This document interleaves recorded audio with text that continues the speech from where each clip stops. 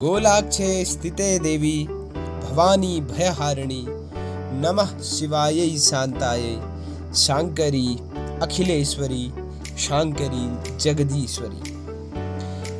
नमस्कार, आपका एक बार बहुत बहुत स्वागत है आपके ही अपने चैनल द एस्ट्रो वार्ता में। मैं सुखदेव चमोली ज्योतिष की एक नई वीडियो के साथ आपके सामने उपस्थित हूँ।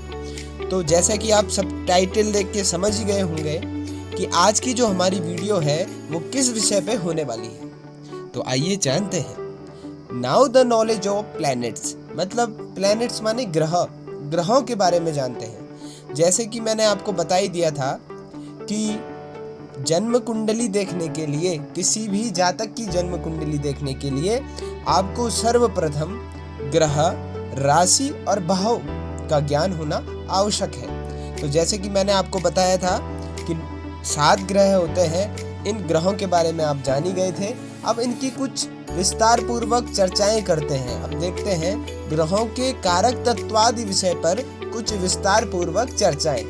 अब ग्रहों के अपने अपने क्या होते हैं, कारक तत्व होते हैं। कारक माने रिलेटेड, वो किसको रिप्रेजेंट करते हैं। मैंने आपको पहले की वीडियो में बताया था सूर्य किस चीज को रिप्रेजेंट करेगा, चंद्रमा किस चीज को करेगा, तो ऐसे ही ग्रह किस चीज को रिप्रेजेंट करते हैं, उनके विषय में हम आज सूक्ष्म रूप से जानकारी लेंगे। सबसे पहले आप देखिए, सूर्य, चंद्र, मंगल, बुध, गुरु, शुक्र, शनि, राहु, केतु, 7 ग्रह 12 के कर्म से आप जानते ही हैं। और 2 ग्रह जो है राहु केतु, ये क्षयिक ग्रह हैं। राहु का जो प्रभाव होता है, बोलते हैं केतु का प्रभाव कुजवत माने मंगल के समान है और राहु का प्रभाव शनि के समान है। तो अब आइए जानते हैं। अब सूर्य के कारक तत्वों के विषय में जानते हैं। सबसे पहले सूर्य किस किस चीज को रिप्रेजेंट करेगा। तो सूर्य जो है, जो कारक है, वो किस चीज का है, पिता का कारक है, बुद्धि का कारक है। अब बाय चांस किसी ने पिता के बारे में जानना है ना, कि पिता की जो भी पिता से रिलेटेड है वो सूर्य रिप्रेजेंट होता है। सूर्य से देखा जाता है बुद्धि के बारे में कि इसका बुद्धि, विवेक, कौशल कितना है। यदि किसी का सूर्य उच्च है, अच्छा है, अच्छी डिग्री में है, अच्छे ग्रह में है, अच्छी पोजीशन में है, तो वह बुद्धि का धनी होता है। सरकार से उसे लाभ मिलता है, सरकारी व्यक्तित्व होता है या सरकारी नौकरी करता है, ज्ञान, अच्छा ज्ञानी होता है। तो ऐसी चंद्रमा माँ से संबंधित है, मन से संबंधित है, हृदय से संबंधित है, चंचलता से संबंधित है, गतिशीलता उस पे रहती है। अब बोलते नहीं कि कई लोग बोलते हैं कि नौकरी में स्थायित्व नहीं मिल रहा है, तो उनका कहीं ना कहीं चंद्रमा वीक होता है। और कई बोलते हैं कि हमारा मन स्थिर नहीं होता है।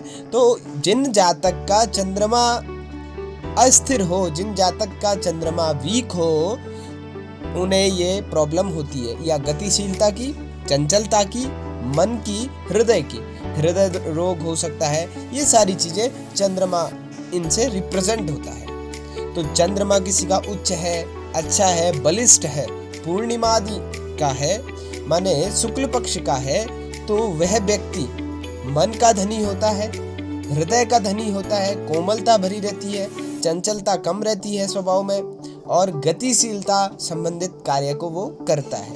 उसके बाद आप देख सकते हैं मंगल। तो मंगल क्या होता है, आपका स्ट्रेंथ पावर, विल पावर आप जिसको कहते हैं, आंतरिक शक्ति जिसको हम कहते हैं, इम्यून पावर जिसको कहते हैं, भाई से संबंधित है। कर्मठता, मंगल रिप्रेजेंट है कर्मठता को। कोई आपने देखे होंगे व्यक्ति अत्यधिक कर्म करते हैं, कर्म पे विश्वास रखते हैं, कर्म को ही पूजा मानते हैं, तो उनका कहीं ना कहीं मंगल स्ट्रांग होता है। जिनका मंगल स्ट्रांग नहीं होता है, वह व्यक्ति दुबले, पतले, कमजोर, है ना, भाई से धोखा खाने वाले इत्यादि हो सकते हैं। अब बात आती है बुध की। अब जिनका बुध उच्च का हो, अच्छा हो, है, अपने मूल त्रिकोण में बैठा हो, तो मित्र से अच्छे व्यवहार होते हैं, वाणी बहुत अच्छा, वाणी से संबंधित व्यापार करता है, अच्छा संस्कारी होता है, अच्छे कुटुंब में जन्मा होता है। उसके बाद आप देखते हैं गुरु का।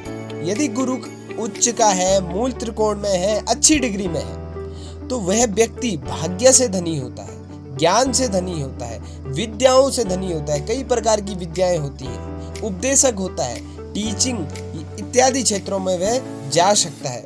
उसके बाद आप देखते हैं शुक्र। शुक्र किसको रिप्रेजेंट करता है? वासनाओं को, शौक को। शौक का मतलब होता है जिन जिन चीज़ों को आप चाहते हैं, चाहे वो भौतिक स्तर पे है चाहे आध्यात्मिक स्तर पे है, सारी प्रकार की सुख सुविधाएं हो गई हैं। दारा, दारा का मतलब होता है पति या पत्नी, तो ये रिप्रेजेंट करता है शुक्र। उसके बाद आता है शनि महाराज। जो शनि है वो आपके व्यवसाय से संबंधित है, नौकरी से संबंधित है, आलस्य से संबंधित है। शनि, अब मैं आपको शनि की कैलकुलेशन बताऊंगा, तो उसके हिसाब से शनि जो है आलस्य को भी रिप्रेजेंट करता है। उसके बाद प्रत्येक ग्रह के अपने अपने इष्ट होते हैं। प्रत्येक ग्रह के अपने अपने क्या कहे? इष्ट। जैसे कि आपने सुना होगा, हर इंसान जो कि 3 फॉर्म में भगवान की पूजा करता है। एक होता है आराध्य देव, दूसरे होते हैं कुल के देव और तीसरे होते हैं इष्ट देव। तो जो इष्ट देव है वो आपकी जन्म पत्रिका से निकाले जाते हैं, वो हम आगे की वीडियो में चर्चा करेंगे। अब चर्चा करते हैं सूर्य के इष्ट देव कौन है? भगवान शिव। चंद्रमा के माँ भगवती भुवनेश्वरी, दुर्गा, गौरा मैया। मंगल के कार्तिकीय और हनुमान जी। बुध के भगवान विष्णु। गुरु के ब्रह्मा विष्णु महेश। शुक्र के माँ भुवनेश्वरी, दुर्गा और गौरा। शनि के काली, भैरव, नरसिंह, रुद्र अवतार। अब आते हैं जो भगवान श्री कृष्ण के 9 अवतार थे, उन 9 अवतार नवग्रह से संबंधित है। कैसे? अब देखिए, आपको याद होगा राम वंश को क्या कहा जाता था? श्री रामचंद्र जी कौन से वंश के थे? सूर्य वंश के। इसलिए सूर्य किससे संबंधित है? राम अवतार से। कृष्ण भगवान जी को क्या कहते थे? चंद्र वंश। तो कृष्ण भगवान किससे संबंधित है? चंद्र से। नरसिंह अवतार, तो नरसिंह अवतार जो है वो मंगल से संबंधित है। केतु से मत्स्य अवतार हुआ, बुद्ध से बौद्ध अवतार हुआ, गुरु से वामन अवतार हुआ और शुक्र से हुआ भार्गव अवतार। शनि से कच्छप अवतार, राहु से वराह अवतार। तो ये अवतारों के बारे में भी आपने जाना। उसके बाद अब चर्चा करते हैं पूर्ण अवतार कौन कौन से हुए। तो पूर्ण 4 अवतार हुए, राम अवतार, कृष्ण अवतार और नरसिंह अवतार, वराह अवतार। इन 4 अवतारों के 4 पूर्ण ग्रह कौन कौन से हुए? सूर्य, चंद्रमा, भौम और राहु। अब चलते हैं काल पुरुष के कुछ महत्वपूर्ण कारक के विषय में। काल पुरुष है ज्योतिष में, मैंने आपको पहले की वीडियो में भी बताया कि ज्योतिष में काल पुरुष की विवेचना होती है, वास्तु में वास्तु पुरुष की होती है। तो काल पुरुष के अंग जो है वो ग्रह है।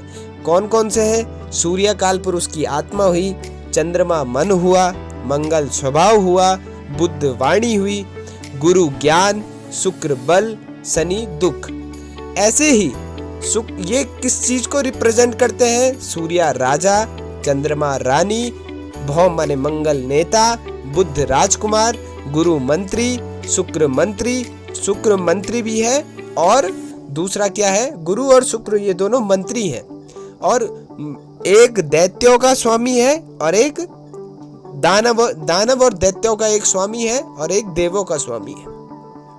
शनि हुआ दास, राहु केतु सेना। तो आइए दोस्तों, आज की वीडियो में आप कुछ ग्रहों के कारक तत्वों के विषय में जानी गए हैं। तो ऐसी सूक्ष्म अति सूक्ष्म जानकारी मैं आपके ही अपने चैनल द एस्ट्रो वार्ता के माध्यम से देता रहूँगा। आप हमारे चैनल के साथ बने रहिए। तब तक के लिए आपका बहुत बहुत धन्यवाद, बहुत बहुत आभार। आप हमारे साथ ऐसे ही हमारे चैनल के साथ, अपने चैनल के साथ बने रहिए। जय माता दी।